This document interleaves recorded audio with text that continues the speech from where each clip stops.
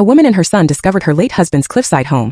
What they found inside changed everything. He died before he could share the secret of the house he'd built, nestled deep in the mountains. Years later, his wife found letters meant for their son. Following a cryptic map, they embarked on a journey, climbing toward a place where his voice impossibly still lingered. Subscribe and tell us in the comments which city you're watching from. The wind carried a faint hum down the narrow street, where identical houses, their colors bleached by years of Oregon rain, seemed to sigh in unison.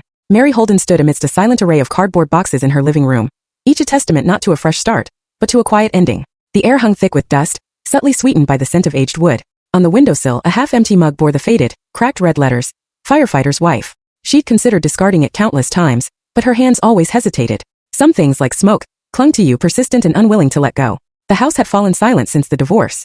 The laughter that once filled the hallway was a ghost of memory, replaced by long nights punctuated only by the old wall clocks ticking and the restless shifts of her son, Eli, in his sleep. John Holden had vanished from their lives almost 2 years prior, first from their marriage, then from the world entirely. She still vividly recalled the day the sheriff arrived, hat in hand, bearing a silence more profound than any words. "Ma'am," he'd uttered, "I'm afraid there's been an accident." Those words had etched themselves into her very bones. He explained that John had fallen from a remote trail deep in the Idaho mountains. Alone. No witnesses.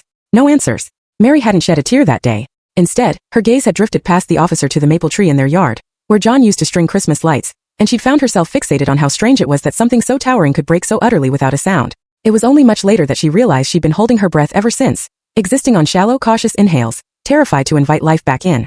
Eli, now 8, mirrored his father's quiet nature, yet retained a tenderness John had shed somewhere along his path. The boy spoke little these days, instead spending hours on the back porch with his sketchbook, filling pages with towering mountains, winding rivers, and precarious tiny houses perched on cliffs. When Mary once inquired why he favored such scenes, he'd replied, "Because they're hard to reach." She hadn't probed further. Children, she knew, bore their sorrows in their own unique ways. That morning, as she sealed the final box of old photographs, a knock echoed at the door. The postman stood, holding a small wooden package, wrapped in unassuming brown paper. Her name scrolled across it in an unsteady, familiar hand. "Been at the post office a while," he offered. "No return address." Despite its lightness, the box sent a tremor through her heart. She carried it to the kitchen table, simply gazing at it for a long stretch. The paper was frayed, its corners softened by time. At last, she untied the string and lifted the lid. Within, nestled inside, lay a smaller wooden box bound with a leather strap. Carved into its top were the words, "For my boy when he's ready." Mary froze. Her fingers turned to ice. That handwriting. She would have recognized it anywhere. John. A gasp caught in her throat. The world seemed to shift, as if time had momentarily bent, allowing the past to bleed into the present. Inside the wooden box rested a stack of folded letters, bound by a thin rope.